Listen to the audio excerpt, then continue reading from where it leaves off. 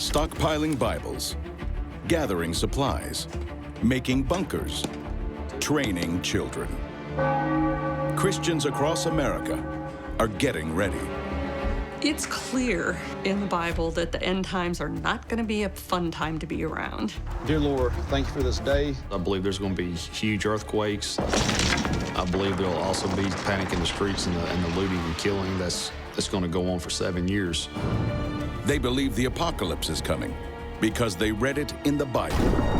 The elements will be destroyed by fire, and the earth and everything in it will be laid bare. I mean, you talk about Noah's flood, that's nothing compared to what we're talking about here. Going off the grid. Well, this is what they call a sun oven. You can put a whole turkey in this thing. Digging deep underground.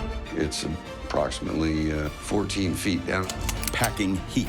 This is great to have in case for a home invasion. And spreading the word. We decided pretty much that we were going to blow Operation Security in the interest of getting the word out to other people. With one hand on the Holy Book and the other on their survival gear. It's the tool itself, the Bible. This is the word, this is the ultimate survival manual. Meet the Bible Preppers.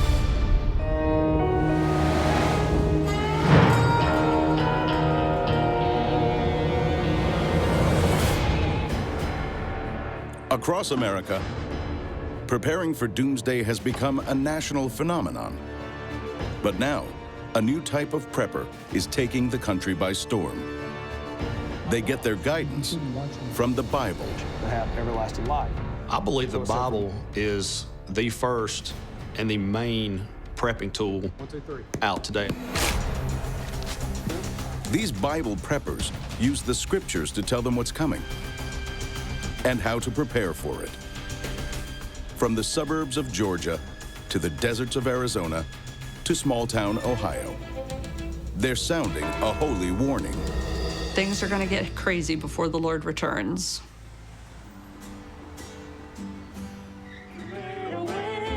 In Norwalk, Ohio, Christians Phil Hovatter and his wife Sandy are absorbed in Sunday worship. King of Kings and Lord of Lords. Sandy's not just a follower, she's an ordained minister. And made his home among us. He was full of unfailing love and faithfulness. Say that. My calling is to help people to create an environment where people can grab hold of the truth and the grace that God has for them. Hallelujah. But Sandy and Phil have another calling too. One that involves stockpiling supplies, preserving meals, and studying the Bible for survival clues. They're Bible preppers who believe Jesus Christ might soon return. It will be a worldwide event. It will be the end of time. When it happens, it's going to happen very suddenly. And those who are prepared for it are prepared. Those who are not have missed their opportunity. Jesus Christ's second coming is prophesied in the Bible, including in the book of Revelation. Many Bible preppers believe those prophecies are coming true.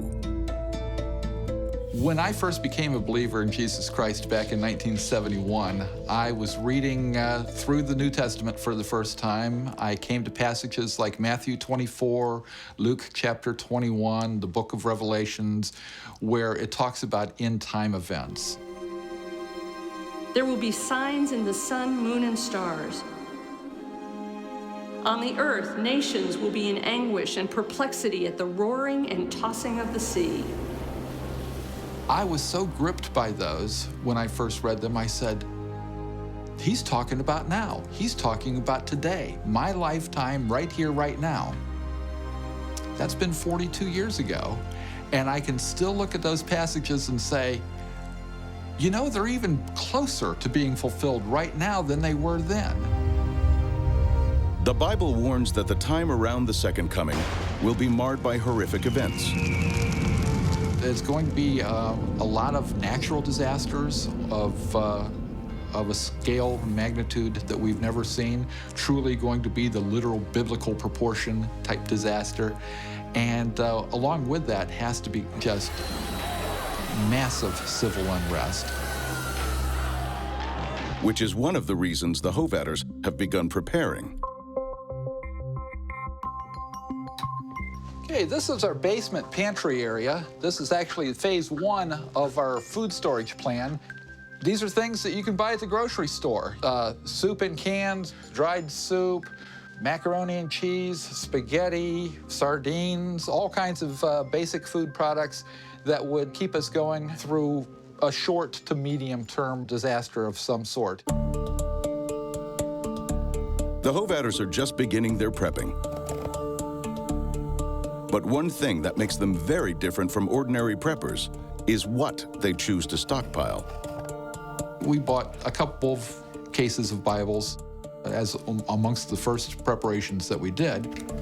Phil figures when times get hard, God's Word will be the first thing people will need. These are paperback Bibles we can give out to people in the community. Phil and Sandy haven't always been Bible preppers. They first met as Air Force cadets in college. We met first day of class in September. I fell in love with her instantly when we were on a field trip for school in Homestead, Florida. They flew us down for a weekend, and I saw her in her swimsuit by the pool. And I said, Many years ago. that's the one. But they weren't a match made in heaven. She told me one day that actually she's very far from being a Christian, and she was an atheist. And my reaction to that was totally spontaneous. I just blurted out, "Oh, I'm so disappointed in you." Despite their differences, the pair marry in 1977. Within a year, Sandy also becomes a Christian. But it's not until 2012 that Phil raises the subject of readying for global disasters. Phil sat me down at the dining room table one day and said, we need to talk about something. And so he told me about how God had been impressing on him the need to prepare for a time when life would not be as it is now. We're talking 2012 when I started to look into this. There were a lot of problems with finances in Greece and Spain, Portugal, Ireland. So economic issues certainly were one of the things I saw. But there were other things. Summer of 2012, there was a lot of solar flare activity. We're seeing tsunamis.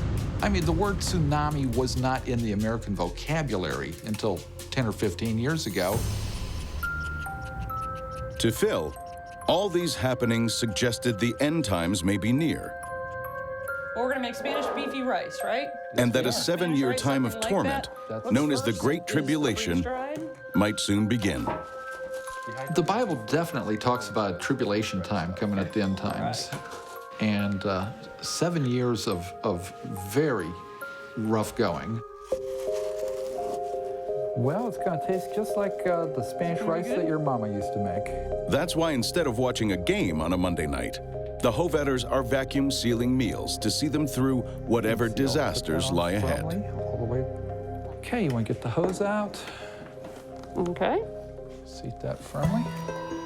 And How do you know when it's done? it turns itself off, just like that. All you have to do is take out the jar, put it in 5½ cups of boiling water, and half an hour later, you've got really good beefy Spanish rice. Among Bible preppers, one question looms large. Just how much of the 7-year tribulation will they have to prepare for? Some say believers will be saved before it even begins, in a moment known as the rapture. The Bible describes a time when believers are taken out of the world, and that's called the rapture. The Bible describes them as believers being taken up to meet the Lord in the air. According to how the Bible is interpreted, the rapture could happen either pre-tribulation, mid-tribulation, or post-tribulation. Some people believe the rapture happens at the beginning of that 7-year period. Some people believe it happens in the middle. And some people believe it happens at the end of that 7-year period. Where you stand on the pre, mid, or post-tribulation spectrum guides just how much food you need to stockpile. He can come and take me anytime he wants, but if I were to have to come down on one opinion, I tend to be more mid-trib these days. This is some of our dehydrated food products that we have. We've got some, That means Phil will have to survive 3.5 years of violent tribulation. And he doesn't have enough food stored yet. We've probably got, I would say about 1.5 years worth for the two of us. But if you think these mild-mannered Bible preppers will be an easy target in the end times, think again.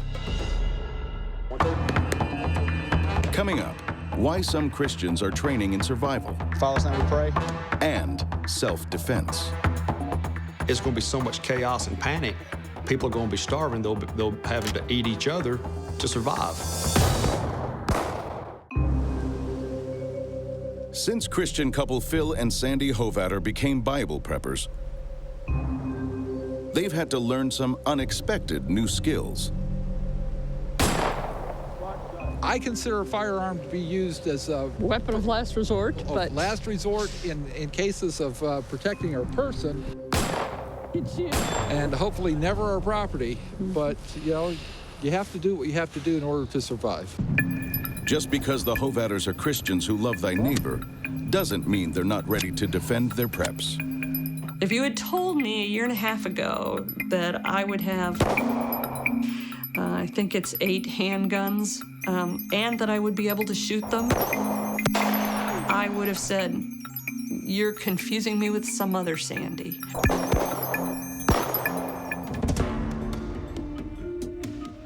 But how does using lethal force jive with the Hovatters' Christian principles?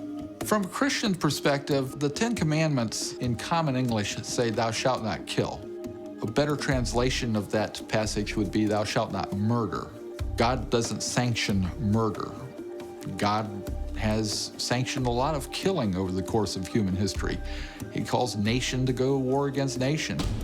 So God is not strictly opposed to killing. God is opposed to murder. And when I defend myself, I am not committing an act of murder. I am committing an act of self-defense. I'm not a marksman by any means, but I've become confident that I can hit a person's center mass if I need to. I've never had to point a gun at someone, even in jest, and pull the trigger. I hope I never, ever have to. It's against, decent human nature to even do such a thing as that. But when you're faced in a life-threatening situation, you do what you have to protect your life and the lives of your loved ones.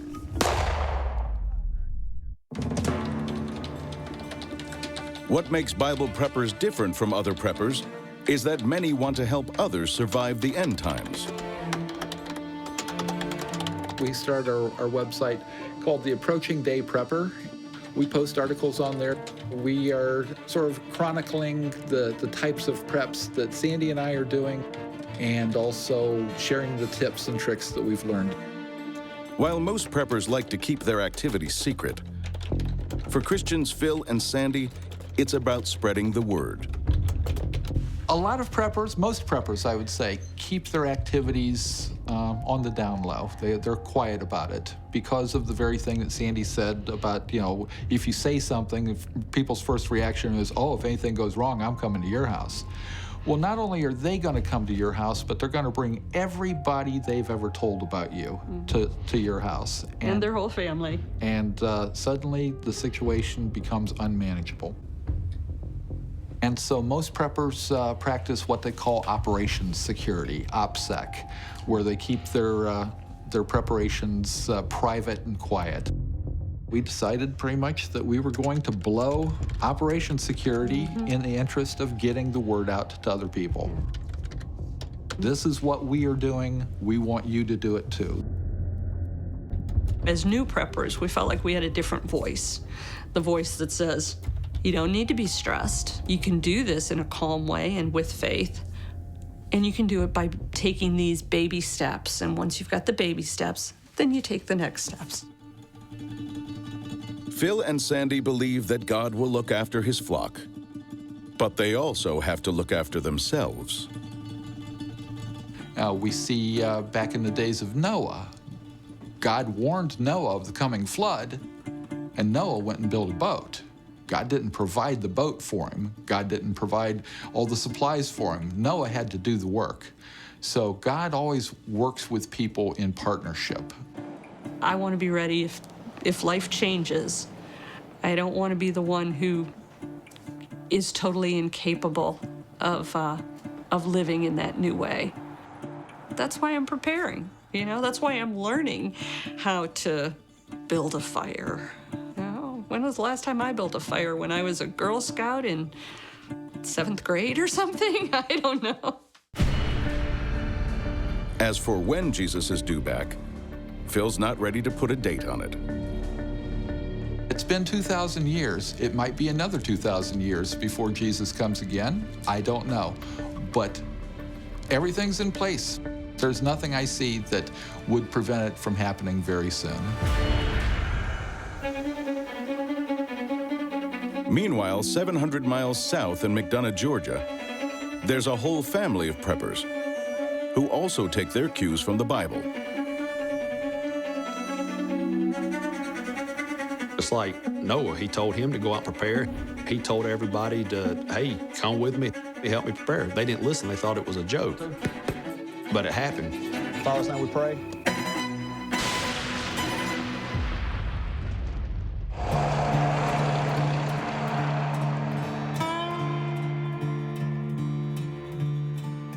Today we're going to be going over John 3:16, so turn to the book of John. Mark Sanders is a Georgia father of 4.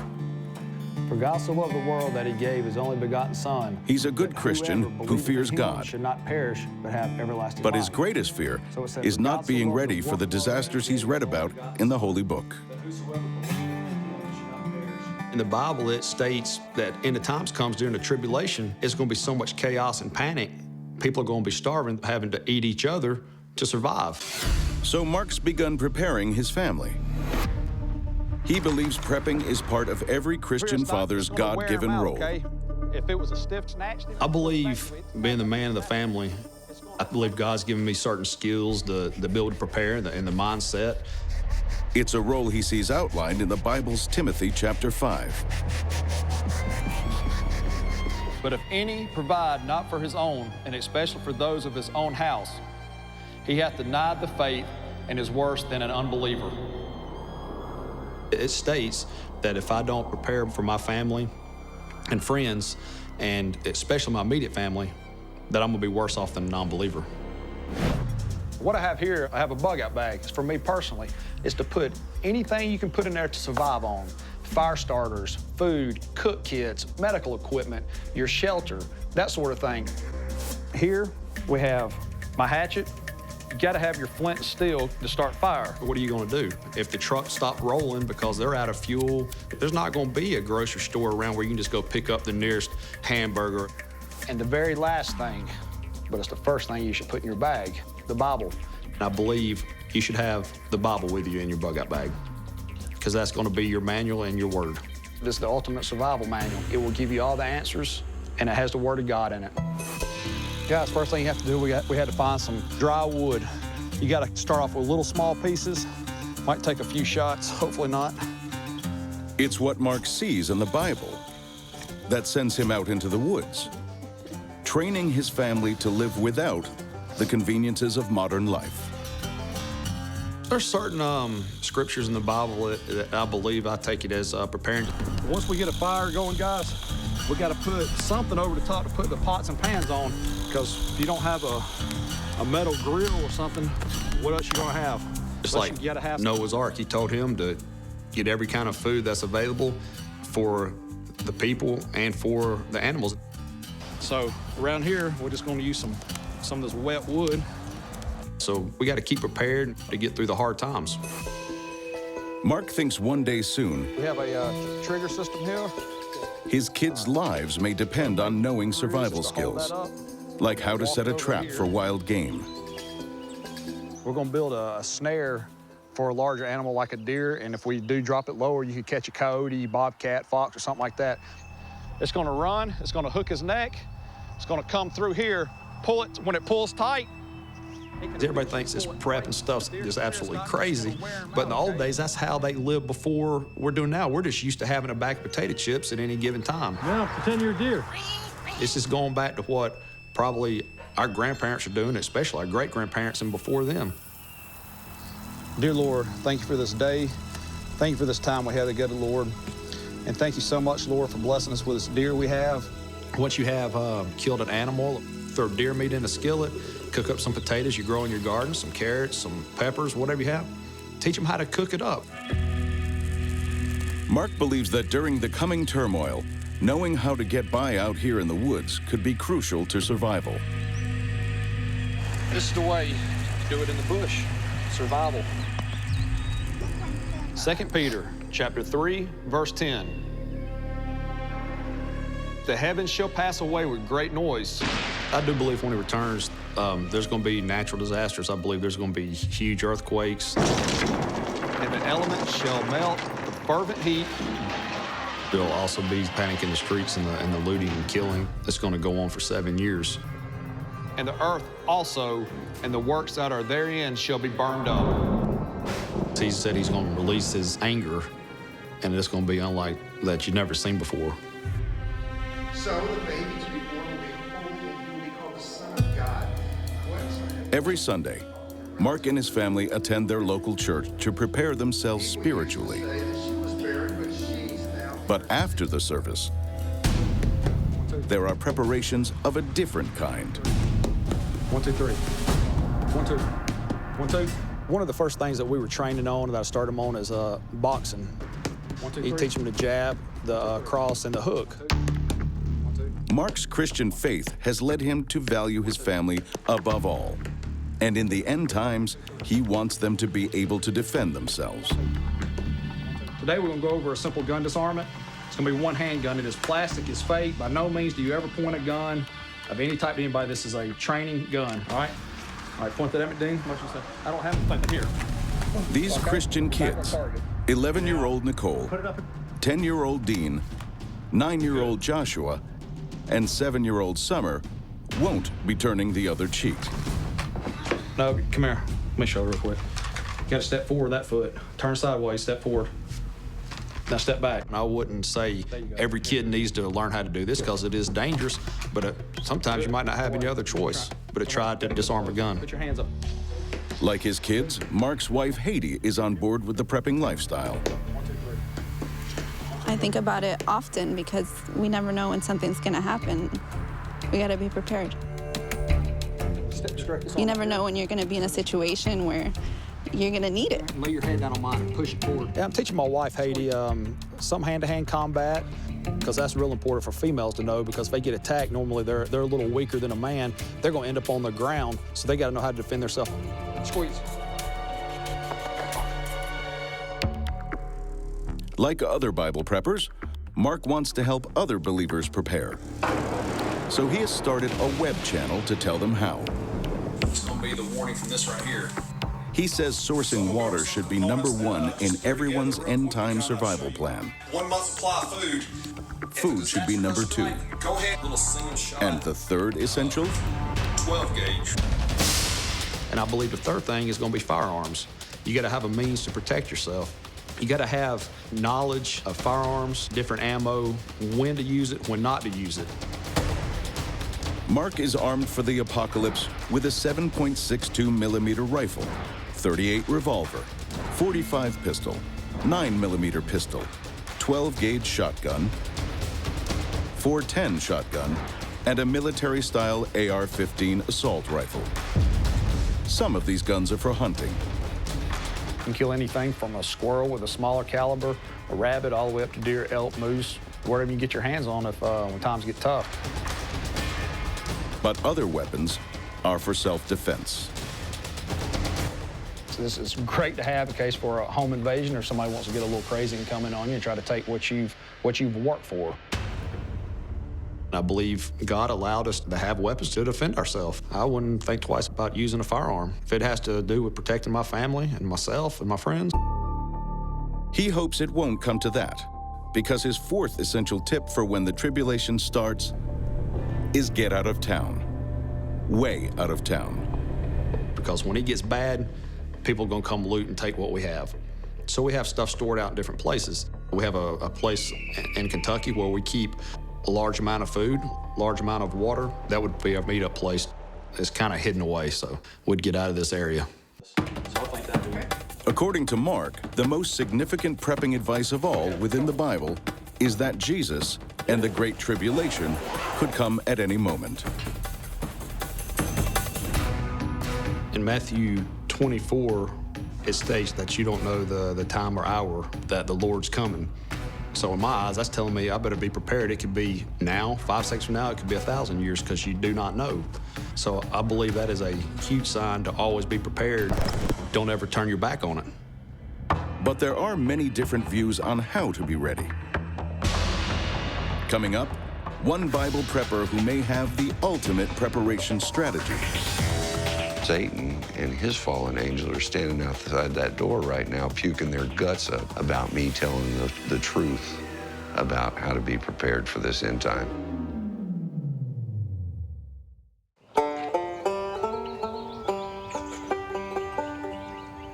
Somewhere in Texas, this looks like an ordinary farm, but hidden beneath the surface.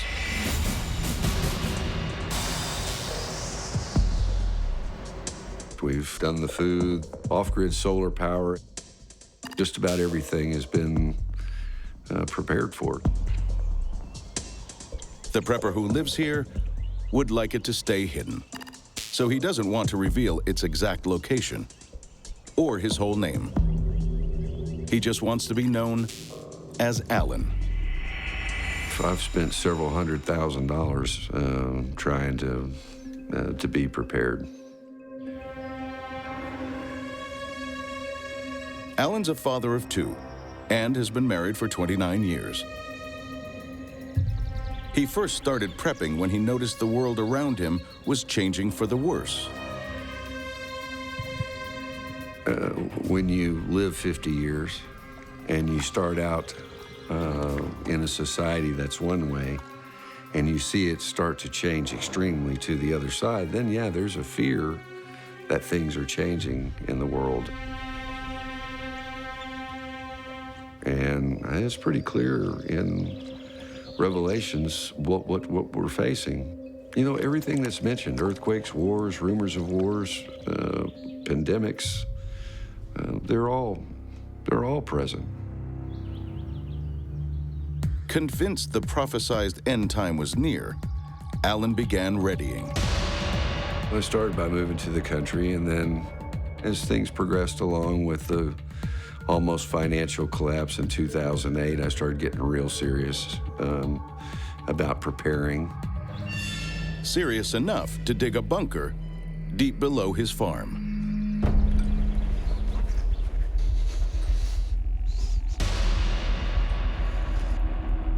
It's approximately 14 feet down in the ground. And this is where we would come if we had some kind of a threat from the environment or nuclear or nature, such as a storm.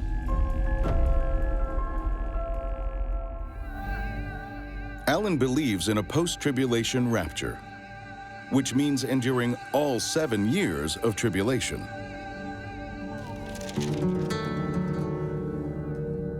For proof that it's upon us, he looks to Matthew chapter 24. For nation shall rise against nation, kingdom against kingdom, and there shall be famines and pestilence and earthquakes in diverse places. Well, Jesus said there will be earthquakes in diverse places. Texas has never been a place that you thought you'd have an earthquake, yet we're starting to have them here. Elsewhere on his farm, more structures purpose-built for the apocalypse. Jesus said in Matthew 24 that there would be wars and rumors of wars. This is a building that we built to withstand the threats of the times to come. This building is built with metal ceilings, metal walls, so that it will withstand an electromagnetic pulse.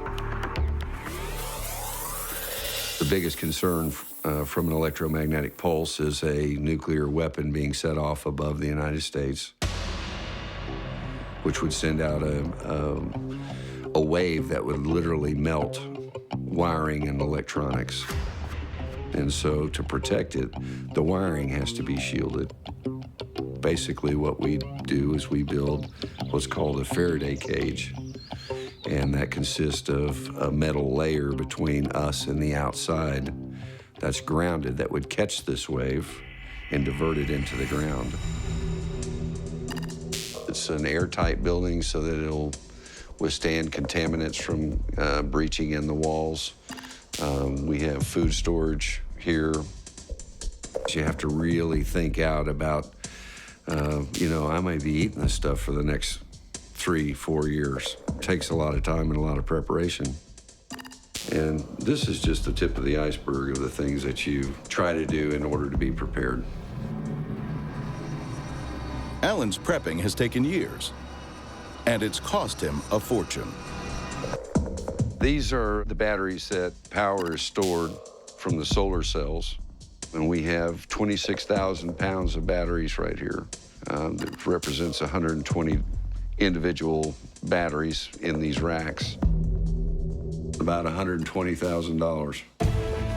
But Alan, who spent almost $500,000 getting prepared, says there's something even more important than having bunkers, food stockpiles, and banks of backup power.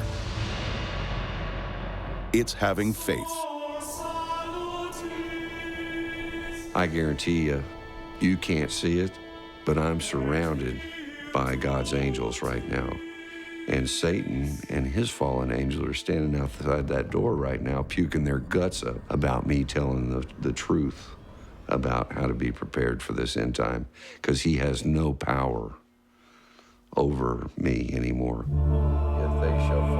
Alan has always been a Christian, but in recent years, he was born again and started studying the Bible anew. It changed his attitude to being prepared forever. I came to the conclusion that the preparation needed to change gears. I needed to go a different direction. That different direction? Preparing spiritually. Now that his faith is strong, he says he doesn't fear death in the end times because he knows he'll have a place in heaven. I used to be very afraid of the things that were coming during the tribulation, but Satan and his Antichrist have no power over me anymore. They definitely have power over this flesh, but they don't have power over my soul and my spirit. If a nuclear warhead falls on this body this afternoon, I'm guaranteed that I'm going to get a new one, an eternal body, according to scriptures. From deep underground to way off the map.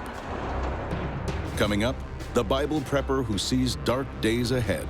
We're seeing storms that have almost never been seen before. People are starting to say, maybe we are entering the end times.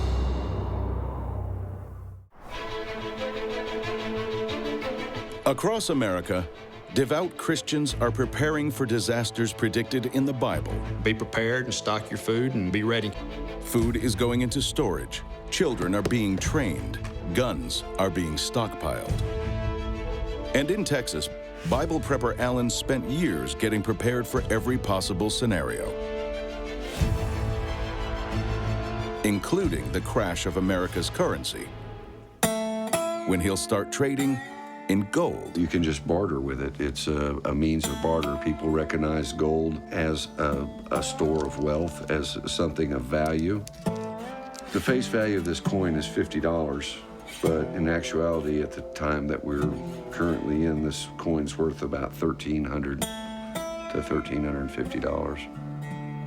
That's $25,000 in small change in Alan's hand. And to protect these preps, there's no shortage of options. Everything from ARs to AKs to SKs to Mini 14s to you name it. I think we pretty much have it. If for some reason he can't get to these guns, he could always stash some anywhere on his property using a special technique. Well, this is a way that you store guns for long term. Oil them and vacuum seal them, and then they can be stored underwater, in the ground, anywhere for long periods of time. This particular gun's been bagged up like this for 3 years. I've both tested them by burying them, and I've tested them by storing them underwater. The reason secretive Alan's revealing some of his preps? It's because by doing so, he hopes to warn other Christians what's coming. When you come to a knowledge of Bible prophecy, it very much becomes your responsibility as a Christian to tell others. Alan's final message for Christians. As the end times near, even if you haven't prepared physically, make sure you're prepared spiritually. You can be at comfort and peace during the tribulation and know for a fact that you've got your ticket, and that's the most important thing. But to other Bible preppers, the best ticket to survival is to get way off the beaten path and way off the grid. The sooner, the better. There will be famine, and there will be wars, and there'll be anarchy. If you're out in the country, you know, where there's less people, it's probably a safer place to be. John Shorey was a traveling evangelist before retiring to his small Arizona farm. But while other retirees are looking forward to a safe, secure future, John's preparing for the worst. There's a period of time before that last 7 years that Jesus referred to as a time of birth pains, where we would see an increase of earthquakes and natural disasters. We're seeing storms at category levels that have almost never been seen before. All of a sudden, now people are starting to say, wow, maybe we are entering the end times. I heard, but I did not understand. After studying the Bible, John's Christian values compelled him to warn other believers by writing a book. I actually believe that we're entering what I call a window of the Lord's return, that sometime between now and 2020, we'll actually see the Lord coming back. And those, the Bible, you know, lays out that those are going to be some pretty trying years. Trying years where, according to John's interpretation of the book of Revelation, food won't be readily available. Reveal the man doomed to destruction. The Bible says that in the last days that a quart of wheat will cost a day's wages, which means that either food becomes very scarce or money loses a lot of value. So during that period, the people will literally be starving to death. So it's not going to be a pretty picture. But John doesn't plan to be amongst the starving. Coming up, his off-the-grid techniques to provide his own food during the end times. We are literally in the time of the last days right now. You can put a whole turkey in this thing.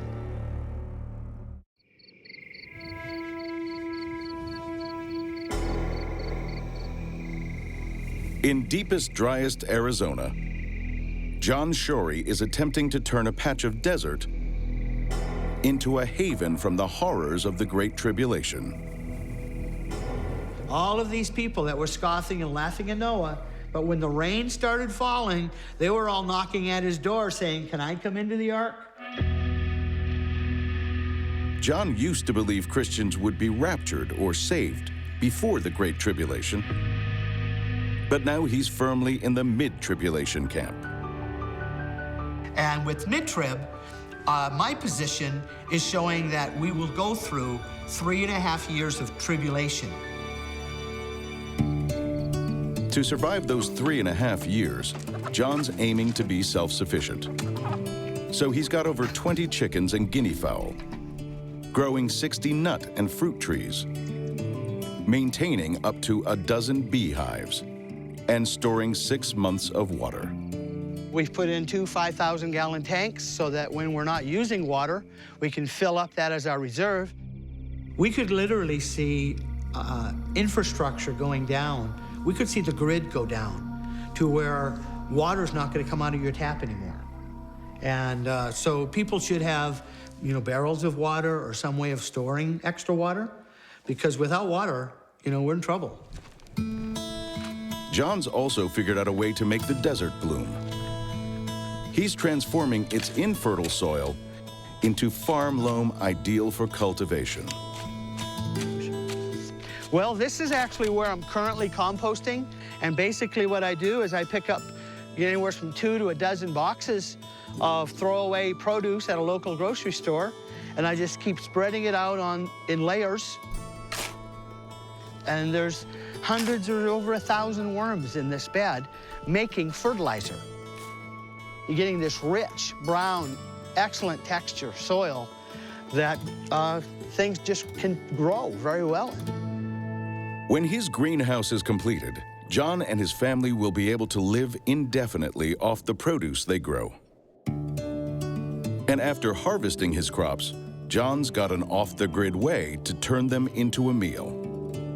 Well, this is what they call a sun oven, and uses, solar to cook on. This thing works virtually anywhere in the United States where you have sun to partial sun. They say that if you can see your shadow, this thing will function and will work. You can boil rice, we've cooked cookies, we've baked bread, you can put a whole turkey in this thing. This morning it was in the 40s, it might be in the 50s right now, and it's over 300 degrees inside that oven. In fact, that water in that bottle is boiling. I've cooked roasts in an hour's time by putting them into a glass jar like that. But why all this preparation? And why urge others to do it too? What makes John Shorey believe the end times are upon us? There's a whole number of prophetic events that are all falling in this same window of time that is pointing to a strong possibility that we are literally in the time of the last days right now, leading up to the Lord's return.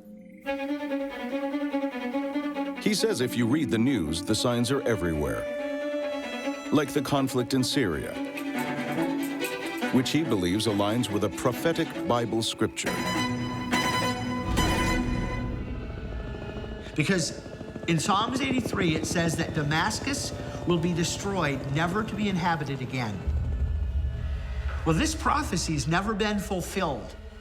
And to me, it makes sense that Israel will be involved in this, and they will probably be pushed back against a wall to where they'll use a nuclear bomb against a city in Syria, Damascus.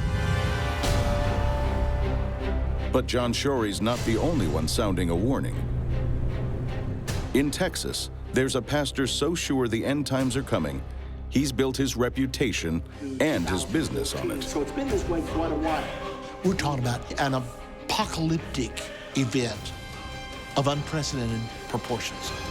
Coming up, I think you should be watching it. the man who's on a holy mission to get the whole world to prepare.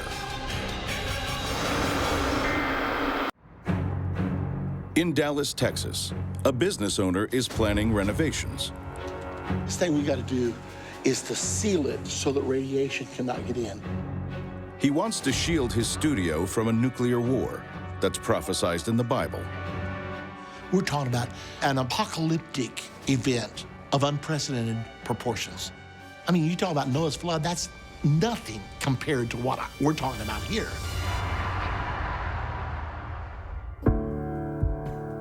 Irvin Baxter is a minister on a mission. Out of the blue comes this announcement. Hamas. He's been studying Bible prophecy for over 30 years. And he's got an alarming message. Well, there's a huge breaking story in the news today. We're a lot closer to the end of everything than most people realize we are. Irvin Baxter is so sure that we're nearing the apocalypse, He staked his reputation and his business on it. End Time Ministries is broadcasting radio shows, producing DVDs, TV shows, and magazines. We have our End Time magazine.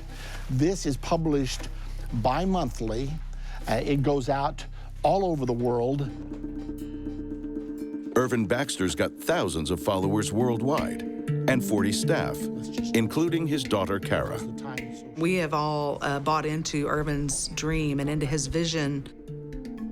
And so all of us have that same common denominator, you know, that we're all working towards and striding toward. The goal? To prepare all of the world for the coming of Jesus and the tribulation. We're so short on time, you know, with World War III possibly coming up and everything else. We want to get this message out as soon as we possibly can. Of most concern to Irvin, a passage in the book of Revelation that predicts we're headed for nuclear war. We know a war is coming that's going to kill 1/3 of mankind. Much of the world is going to be affected. Irvin believes in a post-tribulation rapture, meaning Christians will have to endure all 7 years of tribulation. So what is he doing personally to prepare himself and his business? Okay, now, Kara, what I think we could do, let's go over here and take a look at this. We can totally seal this in, even across the bottom here and right up the middle. That would be part of what we could do. Okay. And then I have made inquiries recently about what it would take to turn our studio into a safe room. The biggest thing we got to do is to seal it so that radiation cannot get in. Right. There's going to be nuclear exchanges. Our ministry's right here in Dallas. Could Dallas be hit by such an exchange? Possibly. While we're in a safe place, we can also be on the air broadcasting 24/7. That's our main thing that we want to do. When the tribulation arrives and nuclear bombs are falling, Irvin plans to be bunkered down here, broadcasting advice both spiritual and practical. The most important thing, number one, with you and your loved ones and your family, to have a plan. Say, okay, if all cell phones are gone, if all electricity is gone, where do we meet? And if people can immediately go there and they've made some preparations, they have some things stored there, then they can possibly ride out the situation. The reason Irvin can't rest in his mission to let Christians know? He believes an imminent event in the Middle East could soon cause the tribulation to kick off. The Bible prophesies an event called the confirmation of the covenant. It actually will be the signing of a Middle East peace agreement. That peace agreement will establish a Palestinian state. When that agreement happens, that marks the beginning of the final 7 years. You know what withholdeth, or you know what with. Irvin believes that agreement could happen soon, which means we are here to declare absolutely we are in the end time right now. We're very near the second coming of Jesus to the earth. Guided by the Holy Book, Christians across America are on a crusade to save themselves and their neighbors, spreading the word that the time to get busy is right now. I believe every person should prep. You have to take care of your family, as written in the Bible. They may not know the exact day or hour of Christ's return, but America's Bible preppers are certain of one thing: they won't be caught unaware. The wise man sees trouble coming, and he prepares for it.